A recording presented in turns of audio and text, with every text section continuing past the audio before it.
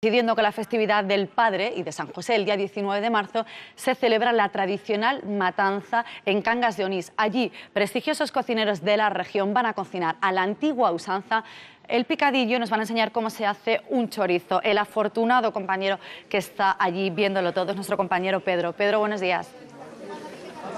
Buenos días, Natalia. Desde aquí de la Alquefuera, capital de Asturias, nombrada por don Pelayo, nos encontramos bajo el puente romano de Cangas de Onís, como bien decías, con 9 prestigiosos cocineros que han venido a promocionar este gochu asturcelta. Vamos a estar con ellos preparando chorizos, vamos a estar preparando con ellos morcillas a base de este animal, como decimos, autóctono de la zona y que poco a poco se le está dando un poco más de valor y de nombre. Estamos con Ramón Celorio, uno de los cocineros.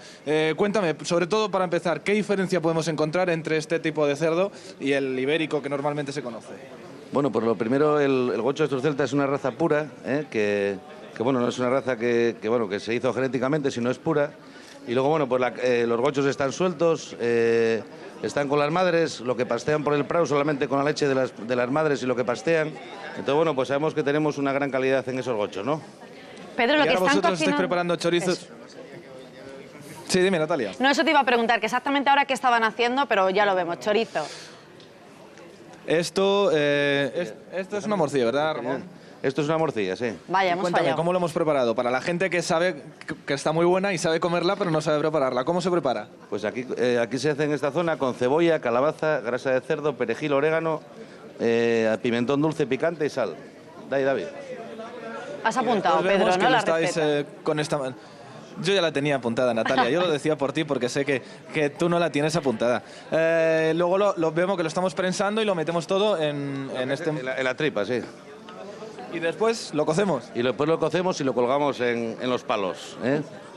Pedro, una Vemos curiosidad. Que no es lo único que están haciendo. ¿Esta morcilla cómo se come? Esta morcilla, pues vamos a preguntarle. Ramón, sí. ¿Esta morcilla cómo la comeremos después?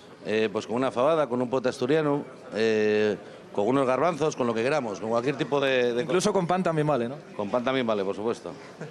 Vemos que no es lo único que están preparando. Vamos a hablar con otro de los cocineros. Aquí tenemos esta otra máquina. Vamos a hablar con una de las cocineras. Hombre, no vamos a... Hoy, aunque sea el Día del Padre, ¿verdad? Las mujeres también tienen su importancia. Por cierto, felicidades a todos los padres y al mío en especial. ¿Qué estáis preparando aquí? Bueno, nosotros estamos haciendo los chorizos. Pasáramos de las morcillas. Los chorizos ahora vamos a amarrarlos y darles la forma para que luego pasen a la sartén cada uno ya por sí. Bueno, y como dice mi compañera Natalia, ¿este chorizo cómo lo podemos comer luego? ¿Con qué? Con todo. Se puede comer crudo, se puede comer en cocido, se puede poner frito con unas patatas y unos huevos.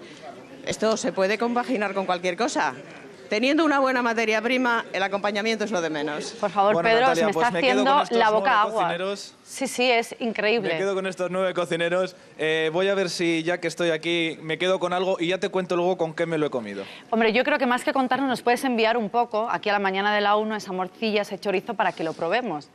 Digo, lo dejo ahí, Pedro, tú verás. Bueno, muchísimas gracias y ahora les vamos a hablar de otro tema. Es el caso del cámara de televisión que falleció en noviembre de